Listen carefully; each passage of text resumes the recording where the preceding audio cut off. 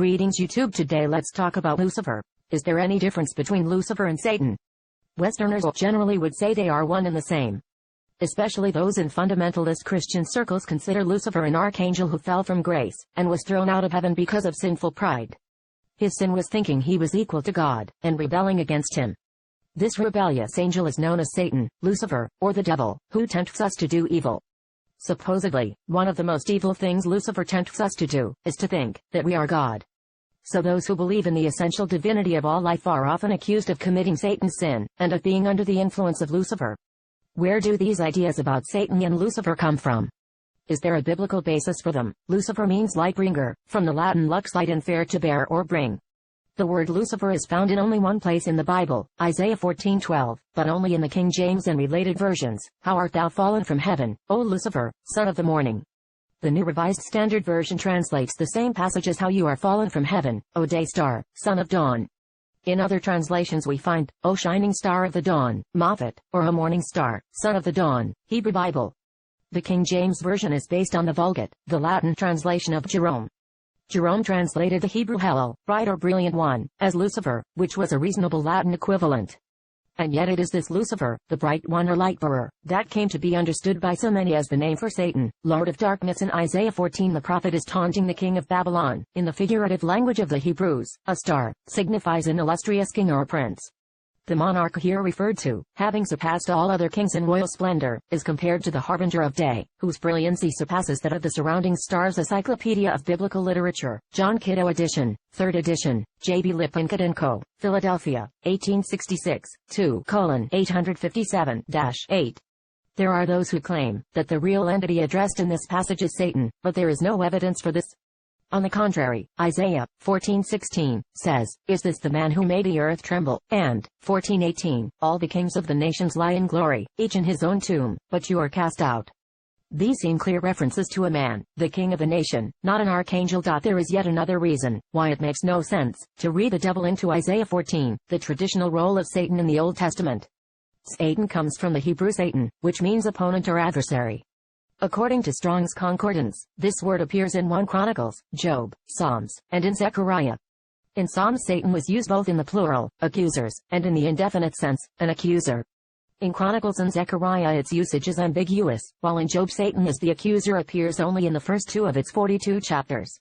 It is important, however, to keep in mind that the texts of the Old Testament did not reach their final version until after the Babylonian exile.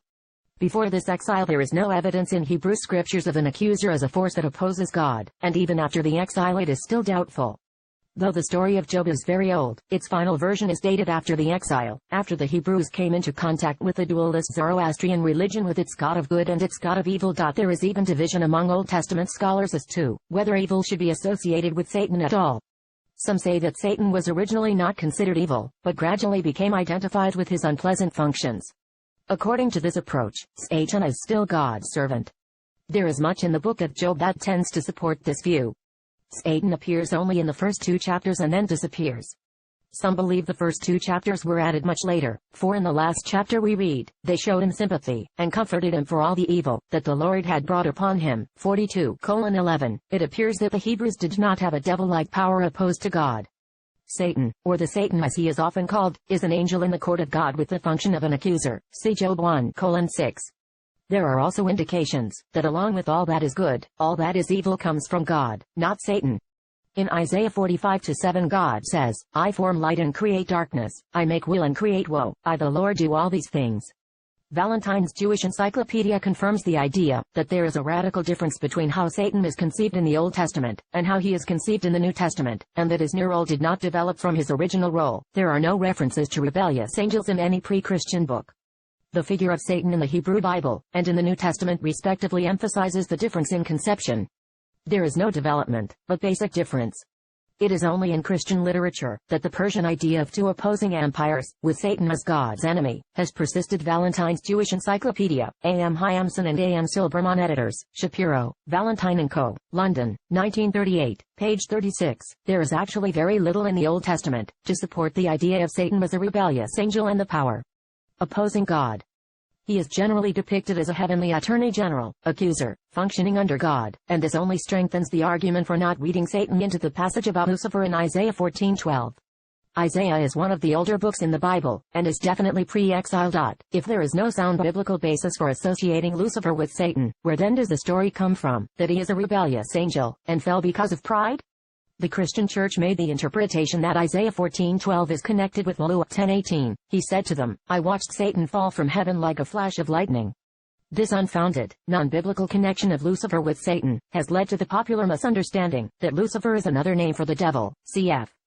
Lucifer, Harper's Bible Dictionary, Paul H. Tamier, General Edition, Harper & Row, San Francisco, 1985, as Lucifer is the morning star, Daystar, or Venus. The absurdity of connecting him with the devil is revealed in the 3 New Testament passages, where morning star or Daystar is mentioned, so we have the prophetic message more fully confirmed.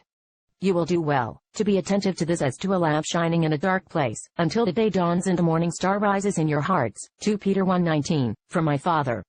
To the one who conquers I will also give the morning star. Revelation 2:28. It is I, Jesus, who sent my angel to you with this testimony for the churches.